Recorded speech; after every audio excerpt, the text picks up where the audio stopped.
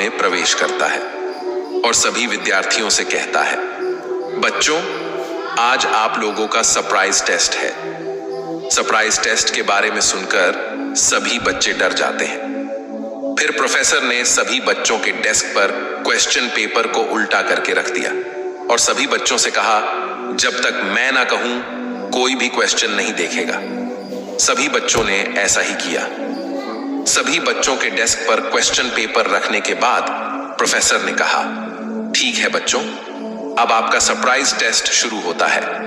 अब आप क्वेश्चन देख सकते हैं। जब सभी बच्चों ने अपना अपना क्वेश्चन पेपर देखा तो सब हैरान हो गए, क्योंकि वहां कोई क्वेश्चन नहीं था।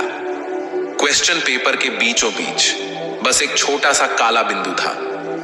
बच्चों को कुछ समझ नहीं आया तो उन्होंने प्रोफेसर से पूछा, सर, क्वेश्चन पेपर में कोई भी क्वेश्चन नहीं है, बस छोटा सा काला बिंदु है, इसका क्या मतलब है?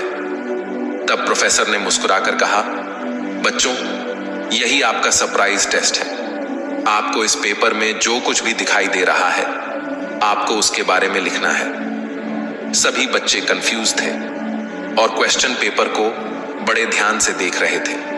उन्हें समझ ही नहीं आ रहा था कि क्या लिखें। लेकिन फिर भी सभी बच्चों ने अपने अपने नजरिए से उन्हें जो कुछ भी दिखाई दिया, उन्होंने उसे आंसर शीट पर लिख दिया।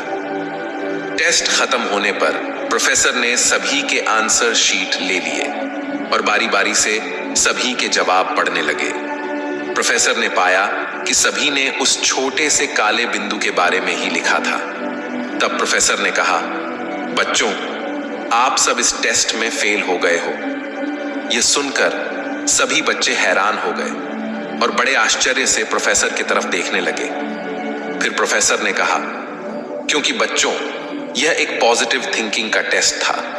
आप सभी लोगों के पास एक बड़ा सा पेपर था जिसके बीचों बीच एक बहुत ही छोटा सा काला बिंदु था। उस पेपर के सफेद भाग के ऊपर किसी का ध्यान नहीं गया। सभी का ध्यान उस छोटे से काले बिंदु के ऊपर ही गया और सभी ने उस काले बिंदु के बारे में ही लिखा है। बच्चों, ठीक यही चीज हम अपने जीवन में भी करते हैं। हमारा जीवन भी इस सरप्राइज टेस्ट के कागज की तरह है, जिसमें हमारा फोकस केवल उस छोटे से काले बिंदु पर, अर्थात जीवन के परेशानियों और असफलताओं पर ही होता है। हमारा फोकस कभी भी कागज के सफेद भाग, अर्थात ईश्वर ने जो हमें हजारों अच्छी चीजें दिया है, उस पर कभी नहीं जाता है। बच्चों, इसका यह मतलब नहीं कि हमें समस्याओं को नजरअंदाज कर देना चाहिए, बल्कि हमें अपने जीवन के सफेद भाग, अर्थात सकारात्मक भाग को ध्यान में रखकर हर समस्या का समाधान डटकर करना चाहिए और कभी भी जीवन के समस्याओं और असफलताओं को अपने ऊपर हावी नहीं होने देना चाहिए।